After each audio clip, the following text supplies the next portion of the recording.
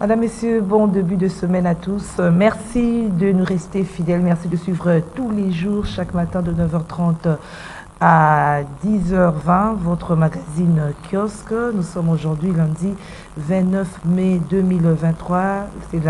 C'est aujourd'hui la journée mondiale de casque bleu. Avec nos invités ce matin, nous allons parler du travail de casque bleu. C'est que fait le casque bleu pour la paix en République démocratique du Congo. Vous aurez les analyses de nos invités à ce sujet. Autre sujet d'actualité, c'est les séjours du chef de l'État en Chine avec des accords qui ont été signés entre la République démocratique du Congo et la Chine sur des nouvelles bases. Analyse et commentaires, c'est avec nos invités. Nous allons nous rendre également à l'hémicycle du Palais du Peuple où l'ouverture des débats sur la loi sur la répartition de sièges. Nos invités auront aussi à donner de la voix par rapport à cette question. Et le sujet a fait grand bruit le week-end. C'est les propos tenus par le secrétaire général de l'UDPS, Augustin Kabouya.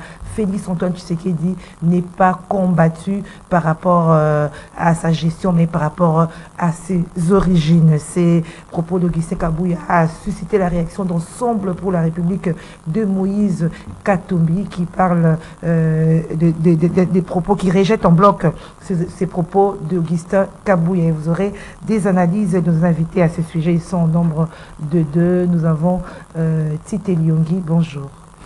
Bonjour Madame Gisèle, merci à tous ceux qui nous prêtent toujours confiance dans le cadre de cet exercice aussi citoyen, de débattre, d'analyser les faits avec objectivité. Comme vous savez, la République démocratique du Congo aujourd'hui est tentée de passer à un virage aussi décisif.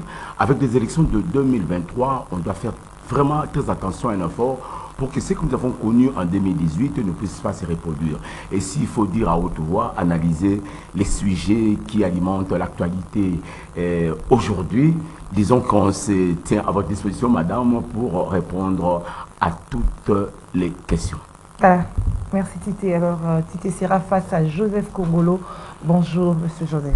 Bonjour madame, bonjour Tite, bonjour à tous les auditeurs et les spectateurs de CCTV. Nous sommes là pour nous exercer aussi à pouvoir donner quelques opinions sur les thèmes que vous allez nous proposer tout à l'heure. Madame, nous sommes prêts et nous vous écoutons. Alors, nous allons donc analyser l'actualité. On commence par la journée internationale du casque bleu. La journée est vraiment riche en actualité. On commence avec le premier sujet, les casques bleus. Alors, on va s'atteler sur ce que font les casques bleus en République démocratique du Congo pour la restauration de la paix.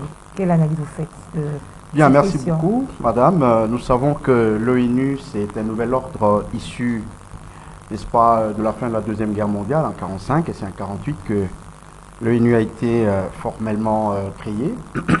Et l'objectif de l'ONU, c'est de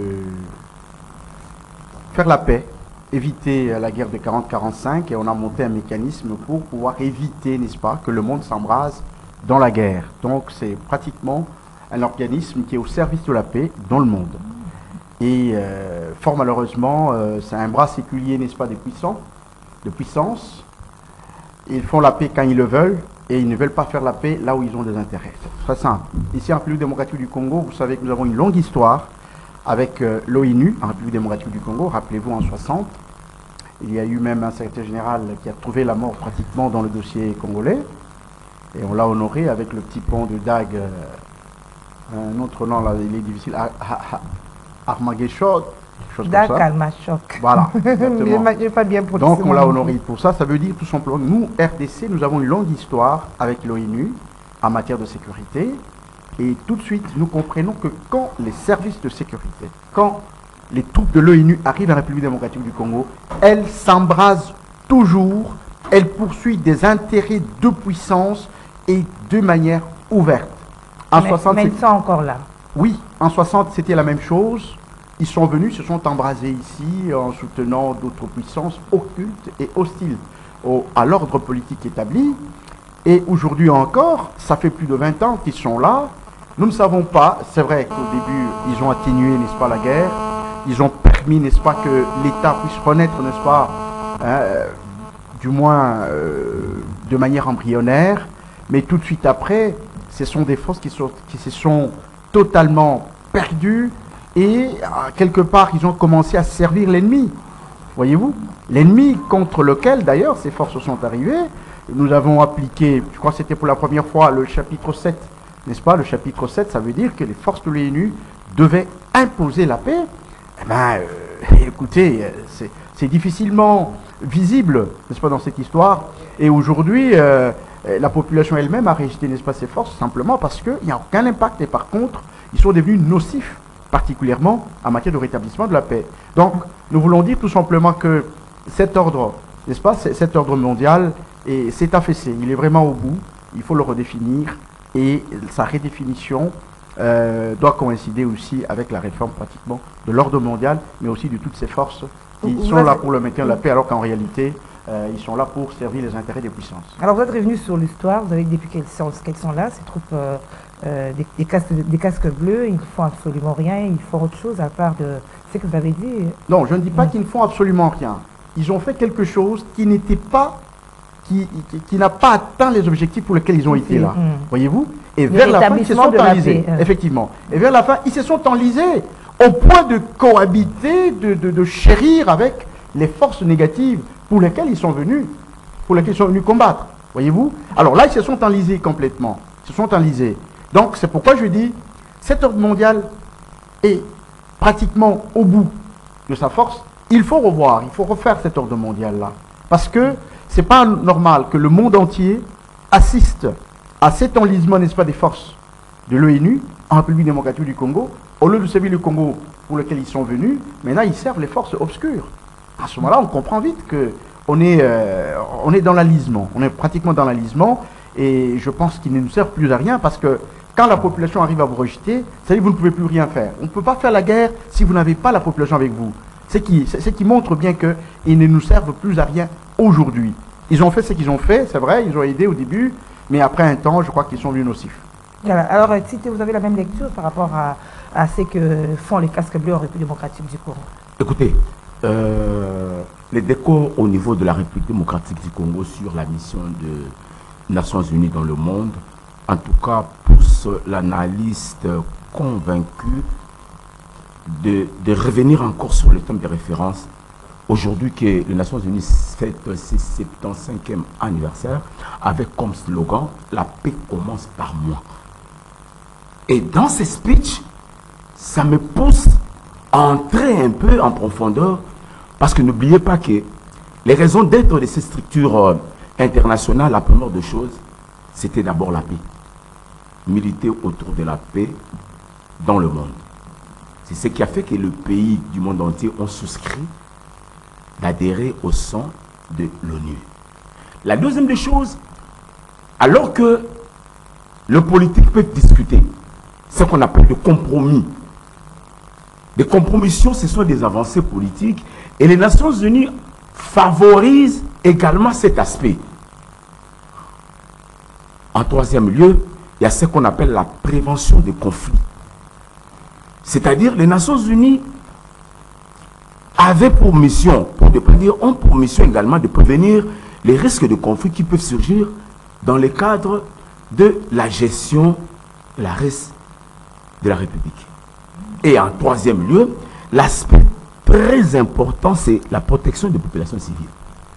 Et s'il faut réunir les quatre aspects principaux qui constituent la cheville même maîtresse des Nations Unies, vous allez constater que en République démocratique du Congo, parce qu'en communication, vous êtes quand même expert en communication, il est important de contextualiser les choses chez nous à travers ce qu'on appelle les critères de périphérique. En information, on commence d'abord pour ce qui est à côté. La paix commence par moi. Est-ce qu'en République démocratique du Congo, l'ONU, les Nations Unies ont réalisé, pour ne pas dire, ont pris quelle structure, quelle analyse pour que le peuple congolais puisse avoir confiance à ces structures? Alors qu'on veut parler de paix, les Nations Unies, incapables de vaincre devant de forces négatives. La population est tuée tous les jours en République démocratique du Congo. La mission de prévention et de la sécurisation de la population, Libanda. Nations Unies, qui a pour mission, je parle bien à ce qui concerne la capitalisation des compromis politiques. Nous nous sommes dit ça. C'est vrai que pour la paix, on opte pour ça. Les Nations Unies sont incapables. Donc en République démocratique du Congo, c'est vraiment ce qu'on appelle un non-événement. S'il est question d'inviter les politiques à aller dans demain, c'est dans des organisations, c'est pour que nous puissions vivre quoi? Pour qu'on regarde quoi? Ils ont un plan, ils sont caractérisés aujourd'hui parce de l'impuissance. À tel instant que le secrétaire général des Nations Unies a crié haut que les rebelles de M23 sont suffisamment armés, plus que même, il les traite d'une armée régulière. La première des choses, au lieu d'imposer la paix, c'est plutôt démobiliser les efforts de la République démocratique du Congo. Regardez comment est-ce que la RDC fait face à une structure qui est appelée à promouvoir la paix. Mais ici en interne, on fait quoi? On démobilise. Il y a les gens qui meurent, les rebelles sont là, ils passent devant le casque bleu. C'est vraiment un non-événement République démocratique du Congo. Voilà pourquoi j'encourage le gouvernement. Dans ce processus où nous sommes arrivés à une transition pour demander aux Nations Unies, à la MONUSCO de partir. La grande, comment on appelle ça, difficulté, l'erreur que nous nous sommes engagés, le fait d'inviter les forces négatives. Oh, c'est déshabiller Saint-Paul pour habiller Saint-Pierre.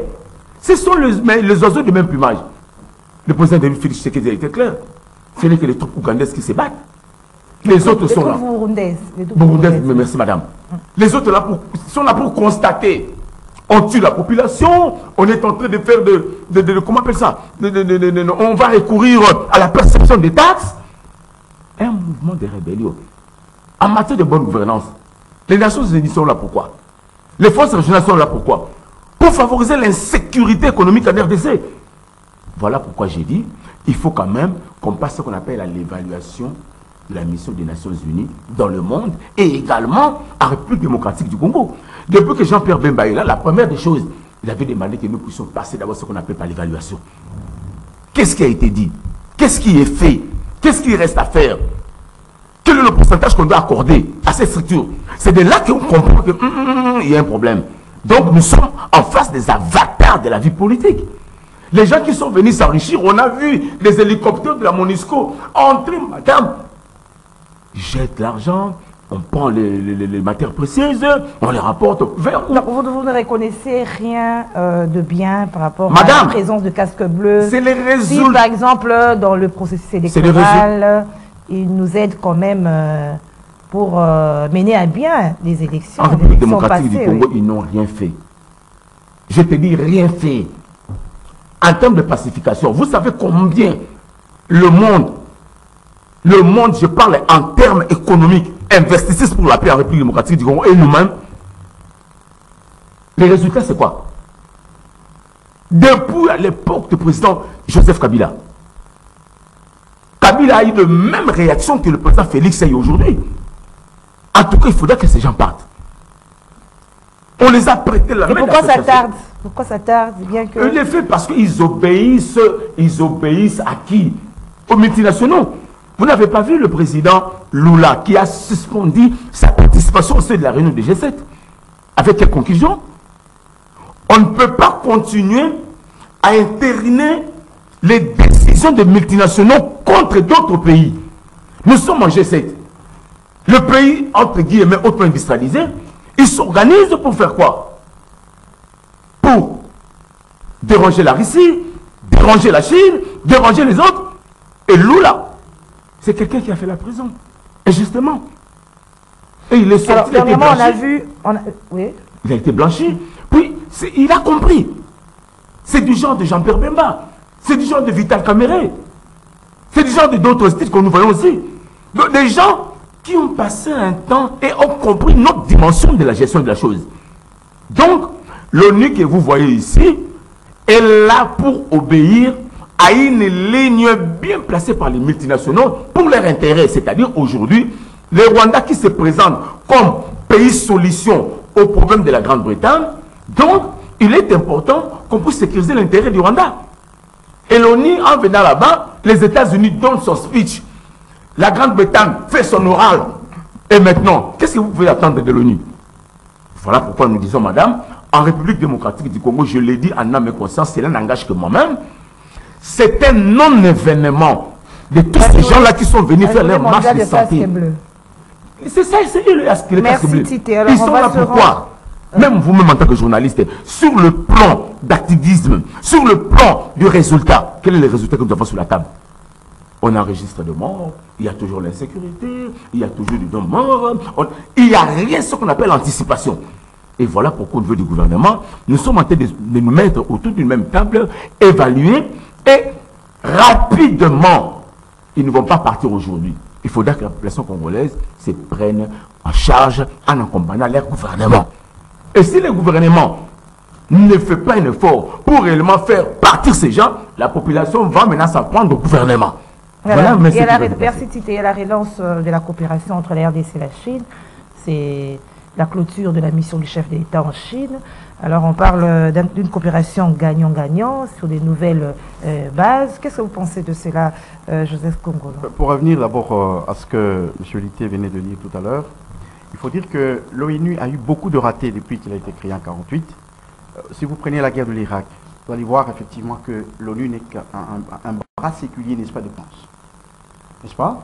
C'est-à-dire que l'ONU n'avait pas été entendue. Il y a une guerre qui détruit un État qu'il est censé protéger. L'ONU n'a rien fait. Ils ont laissé les États-Unis, ils ont laissé les Américains, les Anglais et les autres détruire un pays pour des raisons qu'on ne connaît pas. Et c'est à la fin de la guerre qu'on a compris qu'il n'y avait pas, n'est-ce pas, d'armes nucléaires en Irak. Entre-temps, c'est des populations entières, c'est un État qui a été détruit. Jusqu'aujourd'hui, cet État ne s'est jamais rétabli.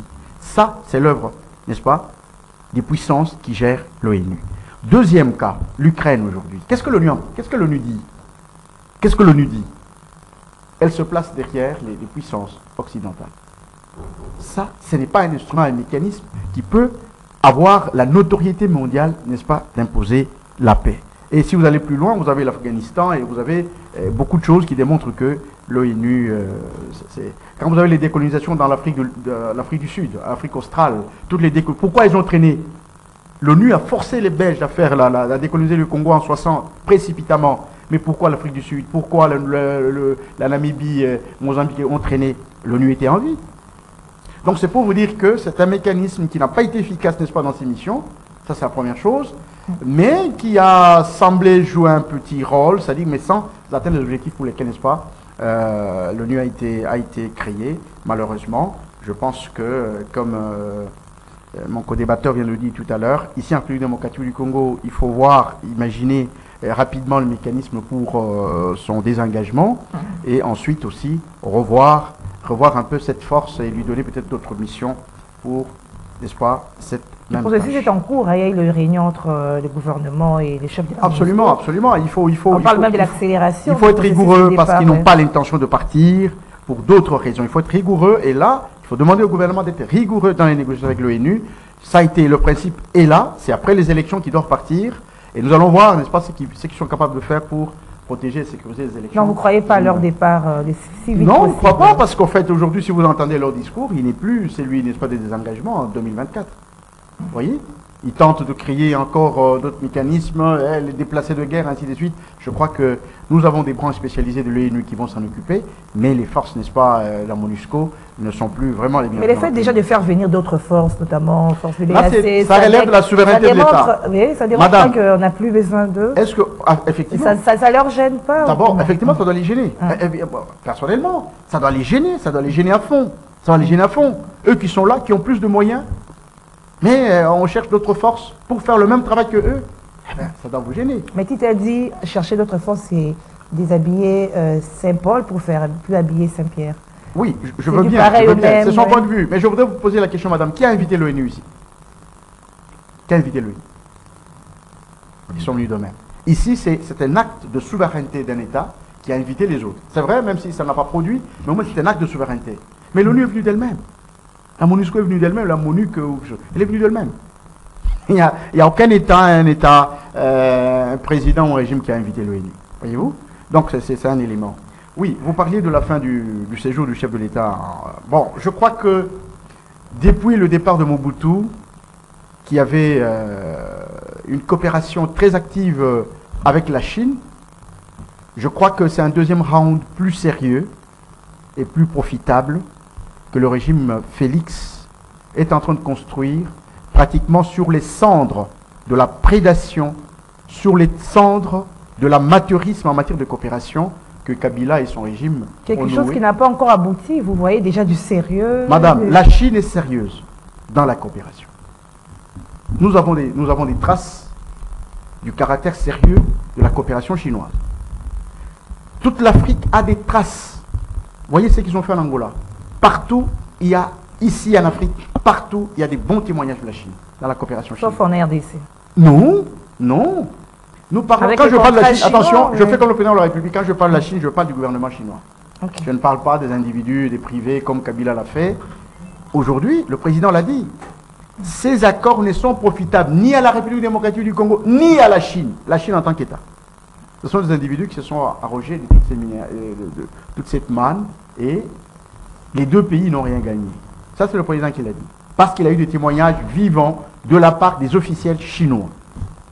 Voyez-vous? Moi, je crois que c'est une relance d'une coopération, n'est-ce pas, qui a connu un petit arrêt avec tout ce qui s'est passé en République démocratique du Congo. Et nous pensons qu'avec la Chine, il y a possibilité de nouer, n'est-ce pas, des rapports win-win, ça veut dire gagnant-gagnant, avec la République démocratique du Congo. Et nous en avons les moyens et les atouts pour le faire, et la Chine a des moyens et des atouts pour le faire. Ça veut dire, ce sont deux États, comme le président l'a dit, très importants dans le monde aujourd'hui, en tant que première économie mondiale, et nous, n'est-ce pas, avec les atouts que nous avons, n'est-ce pas, pour le prochain millénaire, je crois que ce sont deux grands États qui devaient être ensemble. D'ailleurs, voici mon analyse à ce propos, madame.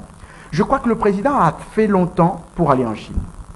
Et ça, je me pose cette question, pourquoi, alors que la Chine est notre premier partenaire économique? Je me suis dit ceci. Peut-être que le président a attendu les Américains qui avaient donné trop de promesses avec Mike Hammer. Trop de promesses. Il a attendu les Français, il a attendu les Belges, il a attendu tout ce monde. Et 4 ans plus tard, ils n'ont rien bougé. Le président a pris la décision, n'est-ce pas, de ramener le pays entre les mains de la Chine. À la veille des élections. Non, c'est-à-dire qu'il a attendu seulement. Il a attendu. Quelques mois Ah, pas la veille, attendons. Quelques mois Attention, avant le la temps, le temps ne des dit rien. élections. Le temps ne dit rien. La coopération, le temps ne dit rien. Dans la coopération, même celui qui viendra, il va continuer. La continuité. Et il y a une continuité. Ce que je veux dire tout simplement, c'est que c'est vrai qu'il a attendu les Américains qui ont promis monts et merveilles avec Hammer. Il a attendu les Français, il a attendu les Belges. Tout ce monde voulait tourner en dérision la République démocratique du Congo et chercher comment le balkaniser et peut-être s'accaparer, n'est-ce pas, des zones riches en minerais. Et là, le président de la République constate effectivement que c'était des déclarations de bonne intention, mais en réalité ne sont pas suivies des faits. Alors qu'est-ce qu'il fait? Oui. Il va nouer des accords win-win avec la Chine, avec la possibilité de gagner ensemble, n'est-ce pas, dans l'exploitation des minerais en République démocratique du Congo, mais aussi dans d'autres secteurs de la vie. Il n'y a pas que des minerais, il y a d'autres secteurs de la vie, tels que le numérique par exemple. Le numérique par exemple, c'est un secteur très prometteur pour notre pays. Il y a la défense par exemple aussi, il y a aussi la défense. Qu'est-ce qu'on peut attendre de la Chine dans ce secteur de la défense? En fait, nous, on n'attend pas de la Chine, mais c'est le gouvernement, le sérieux du gouvernement qui doit soutirer de la Chine ce qu'il a de précieux. Voyez-vous? C'est à nous d'être sérieux, de soutien. La Chine a déjà cette richesse. La Chine a tout ce dont nous avons besoin, la Chine a ça. Donc, il nous appartient à nous d'être sérieux, n'est-ce pas, pour soutirer de la Chine ce qui va nous aider à nous développer demain. Le problème, c'est à notre global et Le problème, c'est toujours à notre niveau. C'est toujours à notre qui niveau. n'avons pas toujours été sérieux dans nos engagements. Nous espérons que les choses ont déjà changé. Voilà. Alors, mais ce ne sera pas le premier voyage du chef de l'État à l'extérieur. On l'a vu partir par-ci, par-là. Madame, je vous ai dit que tout ce temps... ça serait exceptionnel pour la Chine. Je vous ai dit que tout ce temps, il a attendu les Américains qui ont promis. Il a attendu les Français, les Belges, les Anglais, tout ce monde-là. 4 ans plus tard, ils n'ont rien fait sur le terrain. Eh bien, il s'est jeté dans l'eau et il est allé, n'est-ce pas, voir la Chine. La Chine avec laquelle, bien entendu, on avait déjà des contentieux, suffisamment des contentieux sur le plan économique, sur le plan minier, il y avait des contentieux. On en a profité pour régler le contentieux, mais aussi pour nouer, n'est-ce pas, des accords profitables. Alors, avant de donner la parole à Tite, est-ce que vraiment le développement de l'RDC, on ne doit pas miser d'abord sur nous-mêmes que sur des pays étrangers? Je donne un exemple, par exemple, avec les projets Boukakalonzo. Si on peut mettre d'abord Matata Ponyo de côté pour dire qu'on a présenté les Indiens comme s'ils venaient nous apporter quelque chose de plus, mais après, on a vu les résultats. C'est ce que je vous ai dit tout à l'heure. Que ça dépend de nous. la Chine et le monde a tout ce qu'il faut pour que la RDC se développe. Voyez-vous, la Chine a l'argent, la Chine a la technologie, la Chine a tous les moyens. C'est à nous d'être sérieux, c'est à nous de nous organiser pour chercher ce qui nous est important. N'allons pas prendre n'importe quoi. Il ne faut pas qu'eux nous disent que voici ce dont vous avez besoin. Non, c'est à nous de dire voici ce dont nous avons besoin pour développer notre propre pays. C'est vrai, les véritables pulsions de développement viennent de l'intérieur et jamais de l'extérieur. Notre pays était à la merci des puissances occidentales, il ne s'est jamais développé. Donc ils sont venus pour piser. La véritable pulsion de développement doit venir de l'intérieur. C'est à nous de construire des projets et des programmes profitables, des programmes pour le développement profitable et de les soumettre à nos partenaires. Et non pas les partenaires nous imposer des programmes comme l'ONU nous impose. Demain, on va nous imposer le mariage homosexuel. Alors, Tite qu'est-ce que vous pensez de cette coopération sur de nouvelles bases? Est-ce que ce ne sera pas comme ce qu'on a vécu dans les passés, bien qu'on parle des individus, d'un groupe d'entreprises chinois aujourd'hui, c'est vraiment directement avec le gouvernement chinois? Écoutez, madame, je crois que José Kongolo a été aussi clair. J'ai aimé son speech quand il dit le développement d'un pays commence par l'intérieur. Parce que s'il faut paraphraser, pour ne pas dire s'inspirer du modèle chinois, n'oubliez pas que les Chinois, ils ont d'abord fait confiance à eux-mêmes. Ouais. C'est ça d'abord très important dans le cadre du développement d'un pays. Il faut d'abord commencer à investir chez soi-même. Se placer une culture et une volonté. Parce qu'aujourd'hui, ce qui fait la force de la Chine, la première des choses, on a parlé sur le libéralisme. Et la deuxième des choses, c'est cette voie d'ouverture. Mais bien avant, la Chine a commencé à travailler à l'interne. On nous faisait toujours voir la Chine comme étant les histoires de Jackie Chan, des Shaolin. Mais alors qu'à l'interne, ils ont développé leur économie à un niveau que tu ne peux pas croire. Et l'État, comme propriétaire des capitaux, il place maintenant le privé comme étant son mobile par excellence de gestion. Et c'est de là maintenant que vous voyez la loi sur la libération, pour ne pas dire la loi sur la libération des industries publiques, où vous sentez les privés en Chine sont forts. À telle enseigne qu'à République démocratique du Congo, le gouvernement congolais à l'époque de Kabila va signer des contrats avec des entreprises privées. Quel niveau de faiblesse, quelle négligence, quel manque de vision. Un grand Congo, des facteurs aussi très sensibles comme le minerai, le gouvernement traite avec des privés. C'est là où se place ce qu'on appelle le principe de souveraineté. On a brandi la qualité de minerai en RDC. Parce que le privé, il prend l'argent où? Auprès du pouvoir public. Vous avez vu ici, le président chinois, lorsqu'il est arrivé, il arrive ici au Congo-Brazzaville. Où il saute directement vers l'Angola. Pourquoi? Parce que directement entre la Chine et la République démocratique du Congo, à l'époque de Mobutu, oui, il y avait un couloir qui existait. Où Mobutu, quand il fait Mao Tse-tung et consort, il y a une cassure. Le gouvernement n'a pas réussi à capitaliser ces relations. Aujourd'hui, la Chine est incontournable en matière de technologie. La France aujourd'hui, avec plus de 1200 entreprises sur place en Chine, l'objectif c'est quoi? Non pas que la main d'œuvre est moins chère, mais c'est plutôt sur la qualité. Il a dit clair. Les Chinois ont tout. Parce que eux-mêmes, aujourd'hui, quand nous sommes en face d'un régime, à l'époque de Mobutu, Mobutu passe, l'autre régime, quand il arrive, on oublie toutes les agences qui existent. Oh, ce sont les agences de promotion. C'est elles qui détiennent au moins de chiffres normaux et la qualité de diagnostic que le régime entend peut utiliser. Quand on va en épi, on s'est débarrassé d'un épi. Après un épi, bon, finalement, à telle enseigne qu'aujourd'hui, les locataires de l'État discutent avec beaucoup de faiblesse. Vous avez vu avec le régime actuel. Ce sont les gens qui sont venus de l'Europe. Tous les amis du chef, tous ceux qui sont de l'UDPS de l'autre, ils viennent là, des mégestionnaires, des voleurs, des détourneurs. C'est le chef de l'État qui l'a dit. Et c'est pourquoi aujourd'hui, Tshisekedi, comme fils de ma mère, il est tenté de se débarrasser d'eux. C'est pourquoi on doit faire confiance à ces messieurs. Un homme, c'est celui qui sait s'adapter, corriger le parcours. C'est pourquoi je le dis à haute voix. Lorsqu'il y a des erreurs, il faut être une personnalité politique. J'ai dit, tous ces mondes qui sont venus avec des théories non qualifiées. Je suis professeur, spécialiste en économie, papa, un voleur. Il était venu comment? Aujourd'hui, ils n'investissent pas ici. Ils prennent tout l'argent vers l'Europe. Et lorsque les services de sécurité sont organisés pour tenter d'enquêter sur le fiche individuel de tous ces aspects, Miyibi. Miyibi Minene.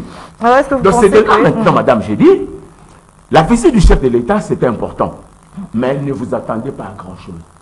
Comment ça? Bien sûr, parce que le pouvoir avait négocié avec beaucoup de faiblesse. Il faut attendre que le chef de l'État ait une autre posture, c'est-à-dire un président nouvellement élu. C'est-à-dire lorsqu'il va passer ce qu'on appelle la barre des élections, c'est à ce moment-là du gouvernement chinois. Est-ce que vous avez vu dans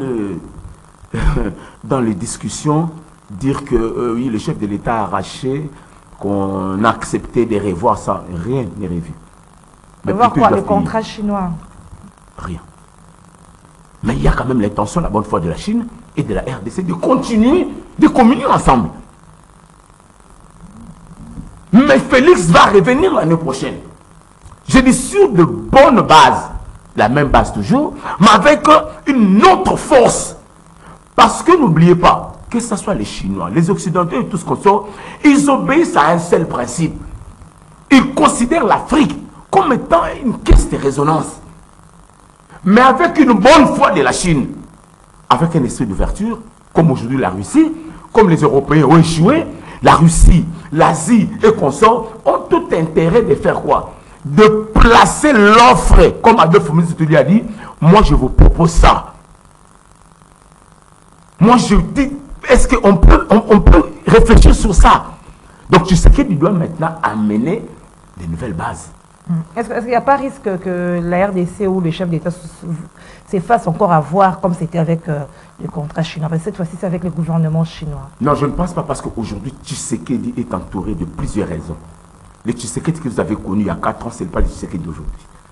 On ne dira pas demain que non, c'est la Chine qui gagne plus. Aujourd'hui, tout est bien carré là. Tout est bien. Aujourd'hui, maintenant, nous disons quoi? Le chef de l'État, avant d'agir, il a d'abord l'aval de l'IGF. N'oubliez pas.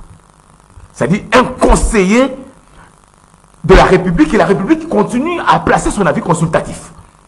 Au-delà de ça, il y a au niveau de la Cour des comptes un puissant procureur comme Salomon Toudièche.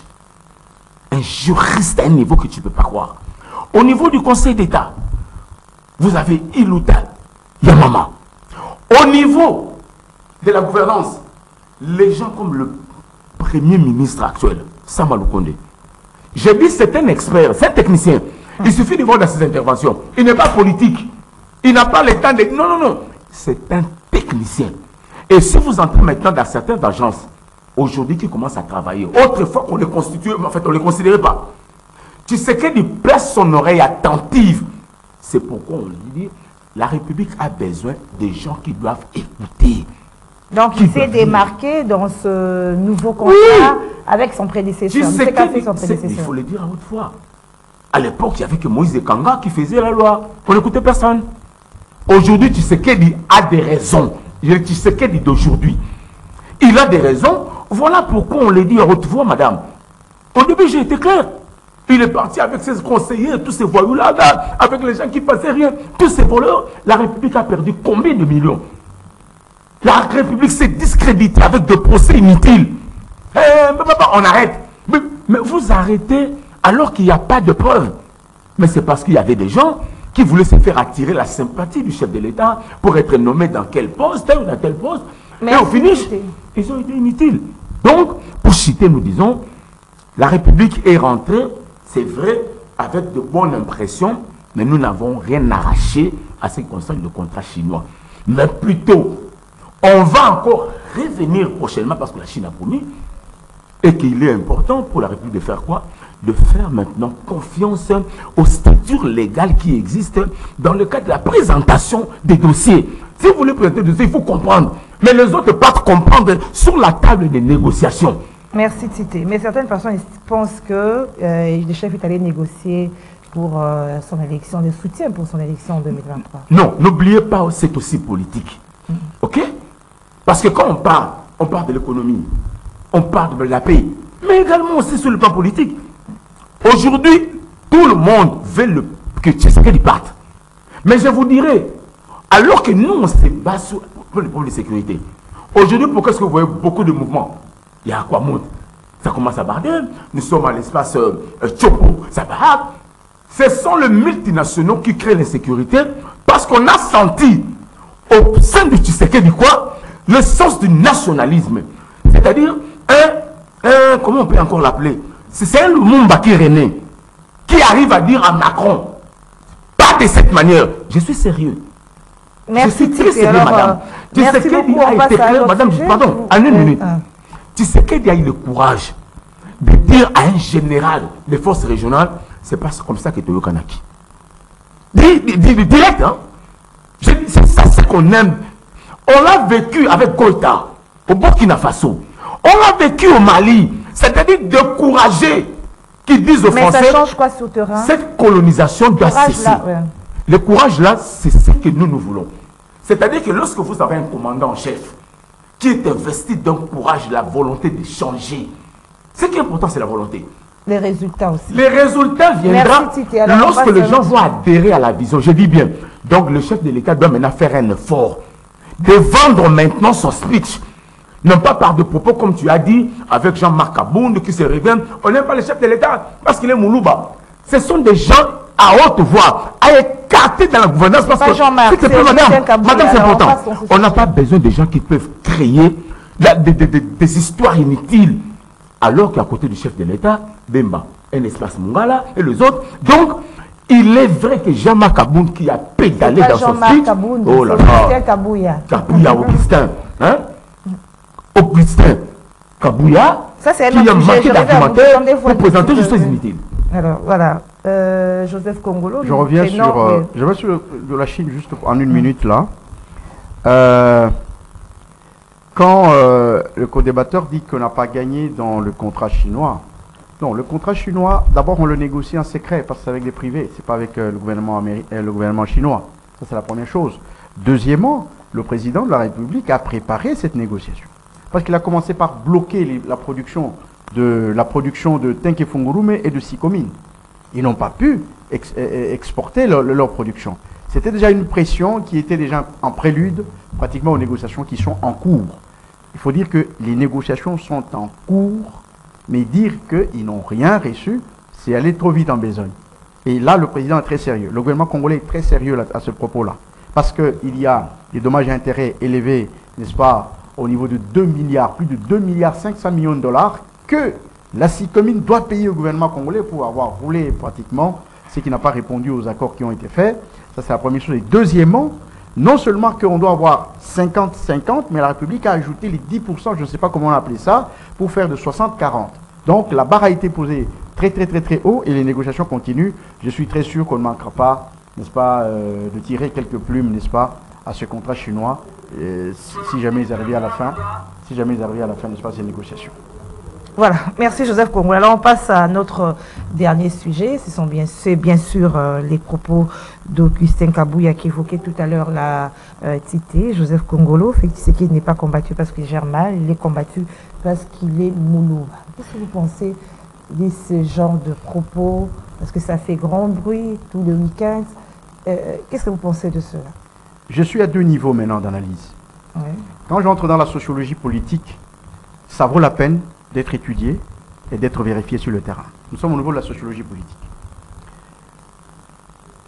Il faut dire quand même que dans ce pays ici, particulièrement dans la capitale, j'ai entendu dire que Moulouba Rozara beaucoup nous idées. Nous sommes dans la sociologie politique. Ça veut dire, nous prenons les données des faits, les faits de terrain, nous essayons de les analyser un peu scientifiquement, question de trouver quelques orientations. D'accord? Ici. Et c'était partout, c'est passé sur les médias, c'est passé sur n'importe... Tout le monde en parlait ici. Voyez-vous? En sociologie politique, ce sont des éléments qu'il faut considérer. Quand vous voulez faire une analyse exhaustive sur la sociologie politique. En deuxième temps, on dira, ah, Bakonyatabino Lokola Kayas, vous vous rappelez? Non, nous sommes dans la sociologie politique, madame. On laisse rien voir, c'est comme le journalisme. Quand quelqu'un parle les bras croisés, vous dites que c'est un message. Quand quelqu'un fait ceci, quand quelqu'un renfrogne son visage, vous dites que c'est un message qu'il envoie. C'est ça dans votre communication. Mais dans la sociologie politique, on laisse rien au hasard. Toutes ces rumeurs qui font pignon sur la oui, voilà, toutes les rumeurs de la rue, des effectivement, rumeurs, toutes ces rumeurs qui font pignon sur la rue doivent être analysées et introduites dans des couloirs de réflexion. Voyez-vous? Ça, c'est la première chose. Deuxièmement, vous savez que c'est frais. C'est frais. Quand vous allez au Katanga, il y a eu des échauffourées entre les Katangais et les Kassaïens. On les a chassés dans des conditions inhumaines. Et vous le savez, c'est notre histoire restante.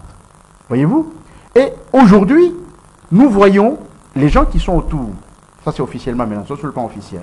Les gens qui sont autour de Moïse Katumbi, qui est Katangais, nous l'espérons, qui est Katangais.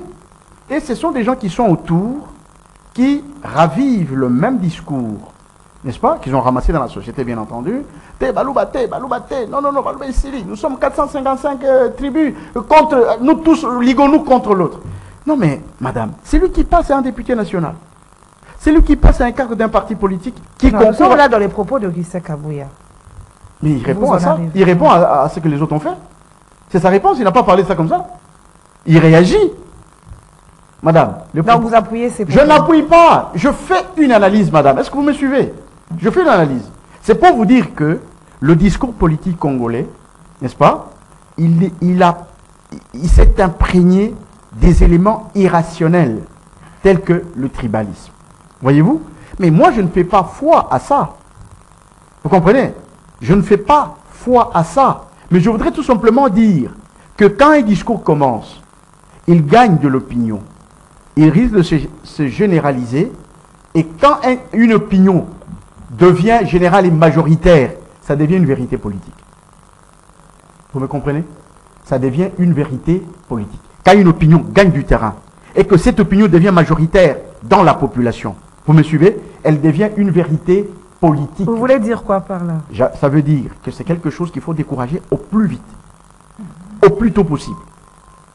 Parce que la source des conflits communautaires, ce sont ces genres de déclarations. Ce sont ces genres de déclarations. Donc quand on est en sociologie politique, les déclarations sont très graves. Dans un pays fragile, en guerre, vous comprenez? Elle est fissurée à l'intérieur, là où même la nation a été fissurée à cause de ce temps d'instabilité, ce long moment d'instabilité que le pays a connu. Et ce long moment d'instabilité a créé une sorte d'anarchie parce que regardez, un député qui passe au micro pour dire, raconter ce qu'il a raconté, on veut dire quelque part qu'il y a de l'anarchie quelque part qui règne dans le pays. Vous comprenez? Donc, quand nous sommes dans la sociologie politique, il y a des choses qu'il faut éviter et qu'il faut vite reprimer pour que ça ne se revienne pas. Parce que demain, quand quelqu'un d'autre, quand un Mongala va revenir demain, et d'autres tribus commencent à s'élever, ou des députés, je voulais bien que ça soit un monsieur de la rue, parce que ça se dit chaque fois, dans la rue ça se dit, mais quand un député le dit sur le micro d'une télévision locale, vous voyez que c'est pas du tout. Et quand un secrétaire général réplique, c'est la même chose. On continue dans le même élan de tribalisme. Écoutez, la manière qu'il a répliqué, je ne l'apprécie pas. Je n'apprécie pas cette manière qu'il a répliqué. Mais par contre, j'aurais voulu qu'il donne des leçons à la communauté politique qu'on ne peut pas se battre sur fond de tribu, mais il faut sur fond des idées, sur fond de programme. Voyez-vous? J'aurais voulu que ça soit une déclaration comme ça, plutôt qu'une déclaration brute, telle que Kabouya l'a fait, même si quelque part ça se justifie, ça peut se justifier quelque part dans des proportions peut-être faibles, ce qui n'existe, partout c'est comme ça. Vous savez, il y a des gens qui disent ainsi de suite. Ça existe, mais c'est à très faible niveau. Alors comment mettre fin à ces genres de propos? C'est la justice, madame. La justice. C'est la justice. Ce sont deux choses qui sont répréhensibles par la loi et il faut être rigoureux à ce propos pour donner des leçons aux autres qui pensent qu'on peut gagner les élections en liguant les tribus les unes contre les autres. Ça, c'est pas possible. Merci. Donc il faut donner la culture du discours politique, n'est-ce pas? Un discours purement politique, plutôt que chercher à diviser la nation sur fond des tribus. Alors, citez votre analyse également quand le secrétaire général de l'UDPS dit Félix n'est pas combattu parce qu'il gère mal. Et c'est parce qu'il est Moulouba.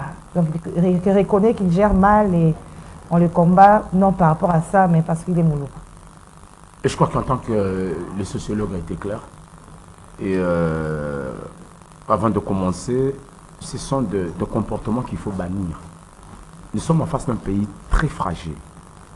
Des élections mal organisées ou encore, j'insiste bien, favoriser la dislocation de cette faible unité que nous tentons de maintenir. Et le politique, quand il se place dans une place publique, excusez-moi pour la tautologie, dans les lieux publics, il faut faire très attention. La gestion d'émotions, la gestion d'humeur. Avec quelle sensibilité ça peut compromettre, j'ai dit, à l'électorat du chef de l'État. Et c'est qui, secrétaire général de l'UDPS, membre du présidium de l'Union sacrée. Vous comprenez, madame? Et il appartient maintenant non pas seulement à la justice congolaise, et également à certains mécanismes sur la pacification et la conciliation. On doit attendre vraiment le visible pour éviter l'apologie, la propagation de ces faits. On s'attaque à Félix Tshisekedi, non pas parce que là il jouait, déjà dans un langage. Je dis bien, nous qui avons eu la chance d'étudier ce qu'on appelle logique et argumentation juridique. Le fait de commencer ta phrase, j'ai dit ta phrase, on combat les chefs de l'État non pas parce qu'il a échoué, donc il y a des étincelles de l'échec que lui, le secrétaire général, les sent déjà. Je suis dans l'analyse critique juridique. Donc il sent que le chef de l'État a échoué. Si à l'interne, tu sais qu'il a échoué, alors tu sais qu'il ne doit pas se présenter aux élections. Il y a Moussa Pounda. Parce que Augustin Kabouya l'a dit à haute voix, comme étant le premier précepte. Prémisse, il a dit Bosouangouana. Deuxième prémisse, il dit maintenant parce qu'il est Moulouba. Donc c'est de là qu'on sent encore. C'est-à-dire qu'il a encore enfoncé son argumentaire dans le trou. Il a répondu aux autres députés qui étaient passés en premier lieu aux médias pour tenir des propos. Il faut faire très attention quand on est en face. Tu sais, le fait de caractériser notre pays comme pays fragile, ça ne vient pas de nous. C'est de l'extérieur. On a dit qu'en n'importe quel moment, avec n'importe quelle position, provocation, en RDC, on peut vivre aujourd'hui un petit mouvement de Mobondo, un homme inutile. Mais c'est parce qu'on sent de main politique. Et même le gouvernement se pose la question. L'Église catholique revient pour dire non, le gouvernement en sait quelque chose. Même l'Église catholique crée l'incompréhension dans la gestion de la paix. Je dis même l'Église catholique, alors que l'Église est appelée à avoir des signifiants sûrs. Mais l'Église tâtonne. Alors on chute pour dire que nous sommes en face d'une paix fragile.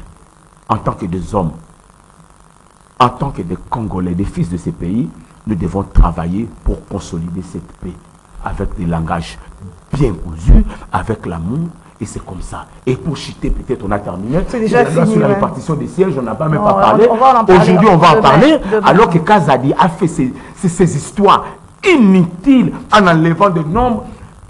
Aujourd'hui, au Parlement, on en parlera. Bon, peut-être prochainement, on aura le temps. Mais du moins, le peuple congolais, il faut vraiment porter le courage.